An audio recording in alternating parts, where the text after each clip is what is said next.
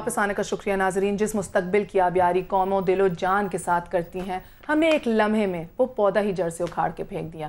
کہتے ہیں نا کہ بچے کا پہلا مدرسہ ماں کی گود ہوتی ہے، کل بھی آپ کو بتایا تھا. لیکن سوچنے کی بات یہ ہے ناظرین، اگر اس ماں کی گود ہی کو بنجر کر دیا جائے تو سنہرے مستقبل کا پودا کہاں سے پھوٹے گا. اس کے ساتھ ساتھ ہی میں طاہر صاحب کی جانب چلتی ہوں. طاہر صاحب مجھے یہ بتائیے کہ آپ نے یہ کہا کہ سوات پورے سب کانٹیننٹ کا سب سے پراسپرس اور سب سے ماڈرن اسٹیٹ تھا. جی کچھ روشنی ڈالیے اس بات پر please. Overall very few people know about it.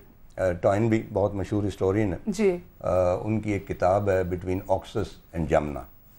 یہ کتاب انہوں نے بٹخیلا کا ریسٹ ہاؤس ہے یعنی جو سوات میں ہے وہاں بیٹھ کر اس کا میجر پورشن وہاں پہ لکھا تھا. اور وہاں آج کل میرے خیال ایک تختی بھی لگی ہوتی تھی کہ ٹوائن بھی جو ہیں وہ انٹرنیشنل فیم کے ہسٹورین ہیں.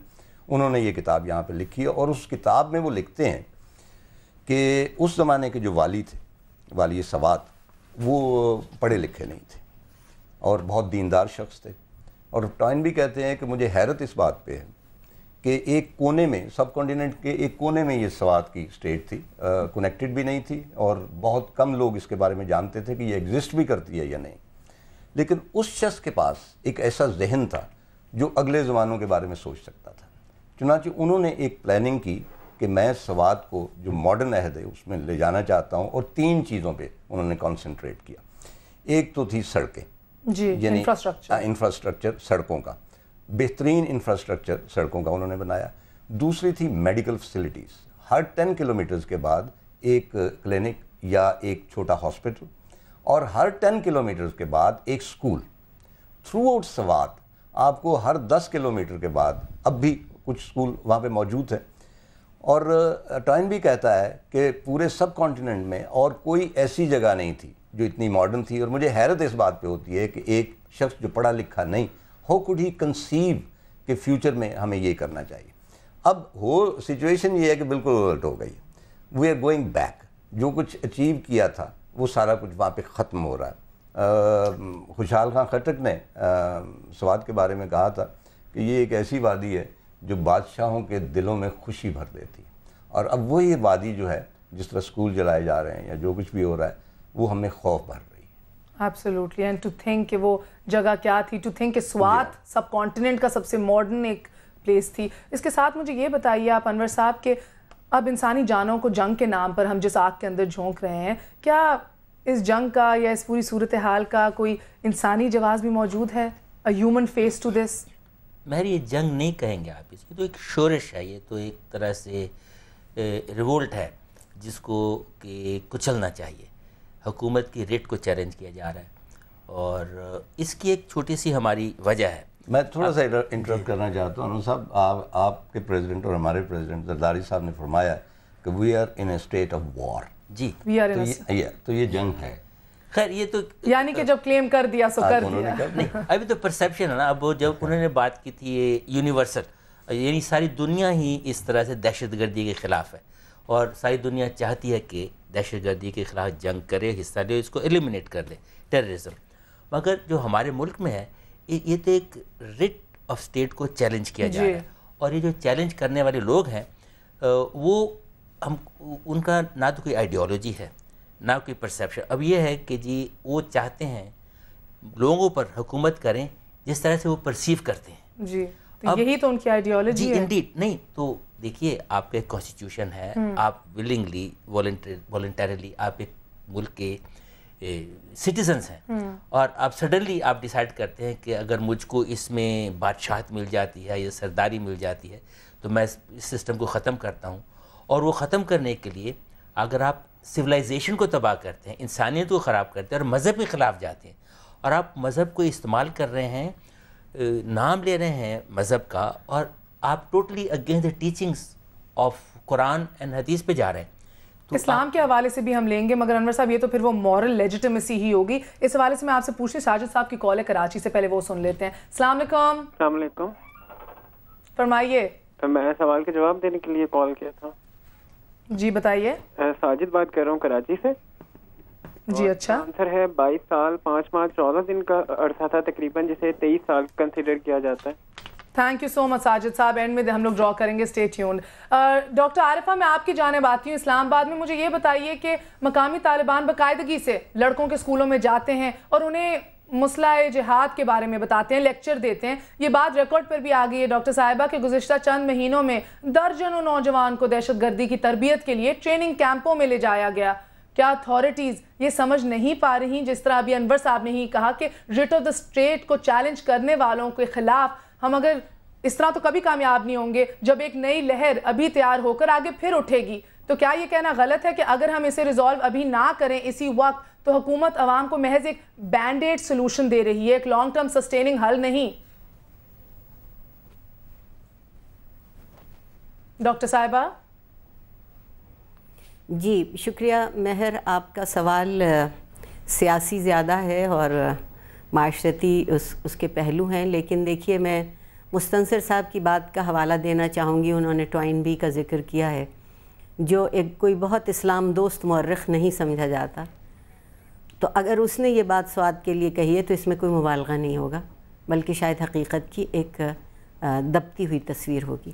دوسری بات یہ ہے کہ جو کچھ وہاں ہو رہا ہے وہ مجھے نہیں لگتا کہ کسی مثبت تبدیلی کے لیے ہو رہا ہے. اگر ہم اپنی کل کی بات سے اس کا رابطہ کریں تو جو وہاں کے تحریک طالبان کے نمائندہ تھے وہ مسلسل یہ کہتے رہے کہ وہ نصاب تعلیم بدلنا چاہتے ہیں, اس لیے اسکولوں کو بم سے اڑا رہے ہیں. اس منطق کا میں سمجھ میں یہ نہیں آتا کہ نصاب تعلیم تو ہم بھی بدلنا چاہتے ہیں. میرے خیال میں یہ نصاب تعلیم زندگی کے لیے کسی صورت نہ کارآمد ہے, نہ مفید ہے, نہ آپ کے طالب علموں کی ذہنی نشو و نما میں کوئی بہت بڑا کردار ادا کرتا ہے. لیکن اس کا یہ جواز کیسے ہوگا کہ چونکہ نصاب تعلیم اگر میں ان کی بات کو تھوڑی دیر کے لیے مان بھی لوں تو عمارت اڑانے سے ان کا مقصد حاصل ہو جائے گا. میں نے کل بھی ایک بات کہی تھی کہ طاقت کو جب کوئی دوسرا راستہ نظر نہیں آتا تو وہ ہمیشہ دہشت کا راستہ پکڑتی ہے, خوف زدگی میں مبتلا کرنا. اور جہاد کے یہ معنی بھی ہم نے اپنے طور پر تلاش کر لیے ہیں. یہ بات میں نے کل بھی عرض کی تھی کہ جہاد کے معنی صرف خون ریزی نہیں. اور ڈاکٹر صاحبہ ان لڑکوں کو جدھر انسرجنسی اسکول میں ٹریننگ کیمپس پہ لے کے جایا جا رہا ہے, کل ہمارا فیوچر اس کے یہی میں کہنا چاہ رہی ہوں کہ ہم جہالت میں شاید ابھی بھی دنیا میں بڑا نام کمائے ہوئے ہیں, اور ہماری تعلیمی شرح دنیا کے ان ممالک میں ہے جن میں کم ترین ہوگی. اور آپ اپنے بچوں کو مستقبل ہمیشہ کوشش کرتی ہے کہ نسل کہ ان کا مستقبل ان کے حال سے بہتر ہو. ہم اپنے بچوں کی زندگی ایک مسلسل طور پر خوف اور دہشت میں لے کر آ رہے ہیں, اور خوف اور دہشت کے ہاتھ میں ہم ہتھیار دے رہے ہیں خونریزی کا. مجھے بتائیے کہ یہ کیسا خطرناک اور المناک ایک اتحاد ہو رہا ہے جس کے لیے کوئی سوچنے پر تیار نہیں ہے کہ یہ ایک پوری نسل, ایک پورا مستقبل ان لوگوں نے داؤ پر لگایا ہے. اور اگر یہ چاہتے ہیں کہ معاشرہ بہت بااخلاق ہو جائے, بہت درست ہو جائے, تو میری سمجھ میں نہیں آتا کہ قتل و غارت, بم, خون ریزی کون سی اصلاح کا کون سا فائدہ مند ذریعہ ہے. یہ سوال سوچنے کا ہے ہر شخص کا. اور آپ نے دیکھا کہ کل وزیر تعلیم صوبہ سرحد کے مسلسل داد دیتے رہے امداد دینے والی اداروں کو, لیکن انہوں نے ایک دفعہ ذکر نہیں کیا کہ حکومت کی کیا حکمت عملی ہے, وہ نصاب میں کن باتوں کی نشاندہی کرتے ہیں, وہ اپنے آنے والی نسل کو اس خوف اور اس دہشت سے کس طرح بچانا چاہتے ہیں. تھراپی چاہیے ہوگی تو آپ کو ایک گریز نظر آتا ہے, بالکل. اور ڈاکٹر صاحب لڑکانہ سے کال ہے, پہلے وہ لے لیتے ہیں. السلام علیکم. السلام علیکم جی. السلام علیکم جی, فرمائیے, اپنا نام بھی بتا دیجئے. جی عزیز بات وڈیرو سے. جی نوڈیرو سے. جی اچھا جی, یہ قرآن شریف کا بھی آپ نے سوال پوچھا تھا, وہ 23 سال ہے, 23 سال میں نازل ہوا تھا. اوکے, بہت بہت شکریہ. میں صاحب ایک سیکنڈ مستنصر صاحب سے بات کرنا چاہوں گا میں. جی بتائیے, فرمائیے. السلام علیکم تارڑ صاحب. وعلیکم السلام جناب. سر ہم بچپن سے آپ کو سنتے ہیں, آپ کو دیکھتے ہیں, آپ ہمارے ہیرو ہیں, قوم کے ہیرو ہیں آپ, لیکن ابھی آپ نے ایک بڑے دکھ والی بات کہی جو آپ نے کہی کہ زرداری صاحب آپ کے اور ہمارے صدر ہیں, اس کے بجائے اگر آپ یہ کہتے کہ وہ صدر مملکت ہیں تو بڑی خوشی ہوتی. یعنی جب ہم کہتے ہیں کہ آپ کے اور ہمارے تو وہ پوری مطلب مملکت آ گئی نا اس میں. عزیز صاحب بہت بہت شکریہ.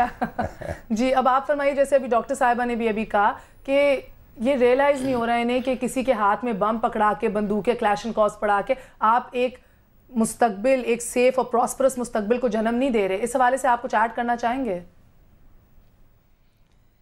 دیکھیے, مستقبل جو ہے افراد کے ہاتھوں میں اقوام کی تقدیر, ہر فرد ہے ملت کے مقدر کا ستارہ. یہ تو ایک آپ اس کو آلموسٹ اتنا اچھا شعر ہے, آپ نے اس کو کلیشے کے طور پہ اب ہر بندہ کہتا ہے, اس کا مطلب نہیں سمجھتا, معنی نہیں سمجھ میں آتے. اب ہم نے جب سوات کی بات کی ہے, سوات کے ساتھ جو ہماری ساتھ ایجنسیز ہیں وہاں ماحول اور ہے. ادھر جنگجوانہ بیک گراؤنڈ ہے, یہاں پہ پیس, امن, شانتی.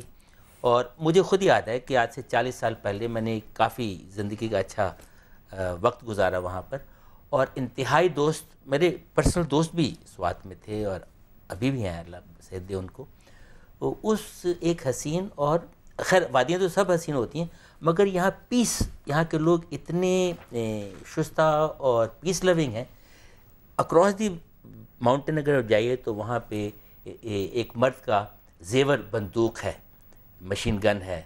یہاں پہ آپ کو انسان کے ہاتھ میں, وہ کوئی چرواہا ہوگا اس کے ہاتھ میں لاٹھی ہوگی, یا دکاندار ہوگا, یا کوئی بزنس مین ہوگا, آپ کو ہتھیار سوات میں نظر نہیں آتے تھے.